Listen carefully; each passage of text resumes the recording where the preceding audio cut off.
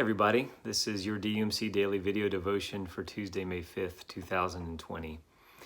Yesterday I was listening to someone talk about some of the many difficulties that we're all going through together right now, but she took it in a very personal direction, and she talked about the fact that in the last 5 weeks she had 2 uncles who had died of COVID-19, and how hard it was, especially in those times, for people going through that because we're not able to gather, to grieve and to mourn.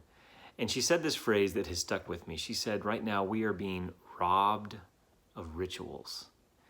And our rituals are so important to the fabric of our community. Our rituals are what bind us together. It's what gives a community its identity. It's what defines us. And we have lost so many of these rituals in the last several weeks. We've lost so many cultural rituals. The ritual of going to a baseball game and doing the tomahawk chop with 40,000 other people. The ritual of going to a concert or a show and standing up together to give our applause. My friend Alan Whitaker, our youth director, reminded me that yesterday, the day that I'm recording this video, was Star Wars Day. It was May the 4th Be With You Day. And so I am now wearing my Star Wars shirt that I use particularly when my son Luke is not obeying my rules. I put this shirt on. But it's a helpful, goofy way to remind us that we are connected to other people.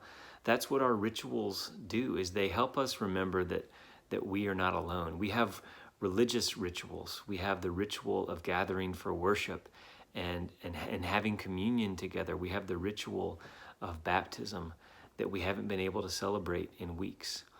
We've lost so many of the rituals that we count on, maybe that we didn't even think about how important they are, but they've been taken away from us. But what I have discovered, and what I think many other people have discovered, are those primitive sacred rituals that can't be taken away from us.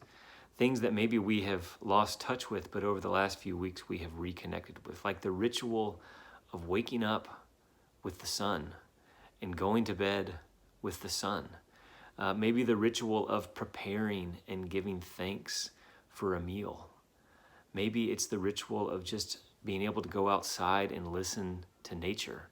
The ritual of closing our eyes and being in prayer. There are so many rituals that even this global pandemic can't touch, because they are a part of what makes creation alive.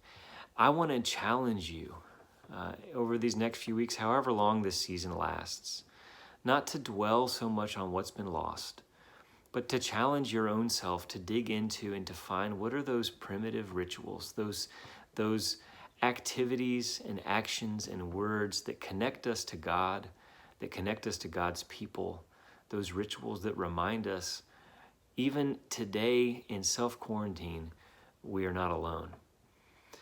I pray that you will find these rituals. I pray that they will have meaning for you even beyond this season of pandemic, when we are able to celebrate some of those cultural and religious rituals that we've lost. May God bless you. May God keep you, and I will see you next time.